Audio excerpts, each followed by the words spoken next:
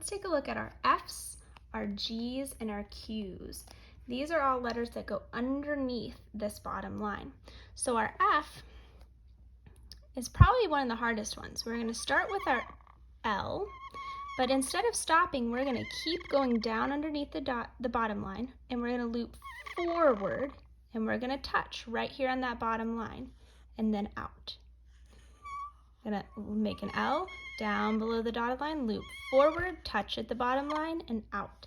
Now this one is tricky because you have to remember not to go backwards. You don't want to loop back this way. That's not what an F should look like. So you have to practice going forward. We want to loop forward. L, below the line, touch on the bottom line, and out. Now our G is a pretty easy one. It's going to start like an over, back, around letter. You're going to start on the bottom line, go over, back, around, touch just like an A, except instead of going out, you're going to go down below the bottom line and loop. Just a little loop. We don't want it to be too huge. So we're going to go over, back, around, and loop.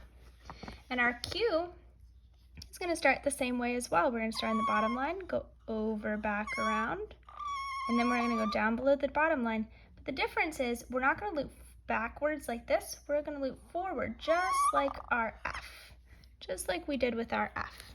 So let's try that one more time. Start on the bottom line, over, back, around, down, and we're going to loop forward just like we did with our F. And that's what your Q should look like.